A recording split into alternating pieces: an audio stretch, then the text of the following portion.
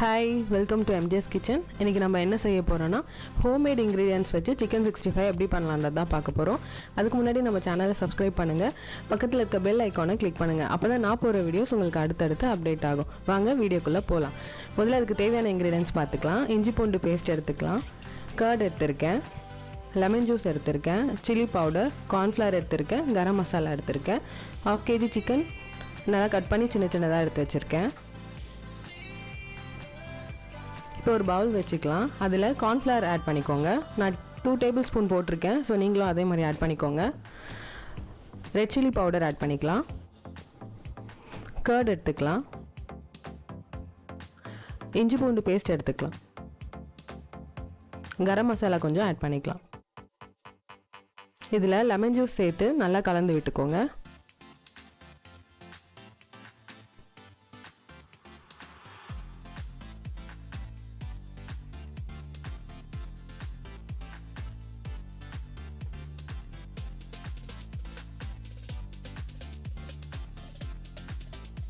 இதில தேவையான அளவு salt எடுத்துக்கலாம்.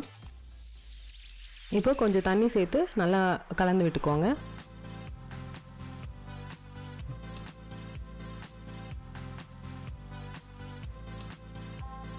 இப்போ இதில chicken ஆட் பண்ணிக்கலாம்.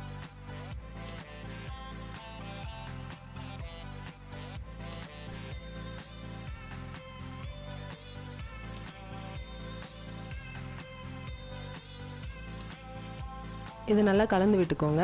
கலந்து விட்டுட்டு ஒரு 15 ல இருந்து 20 minutes மேரினேட் பண்ணிக்கலாம்.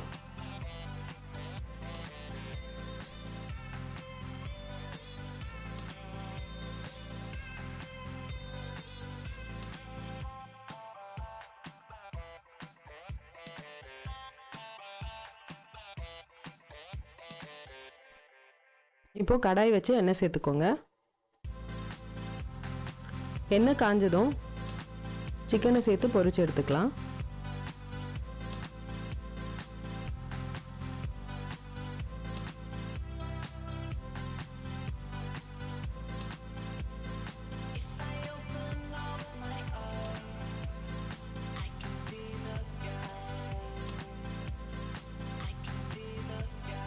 நல்லா இந்த மாதிரி பொன்னிறமா வரணும்.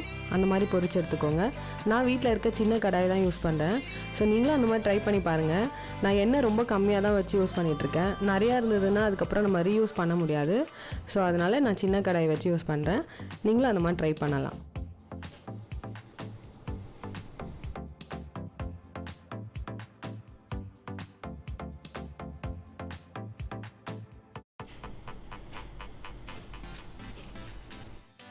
இப்போ எல்லா சிக்கனையும் நான் பொரிச்சு எடுத்துட்டேன்.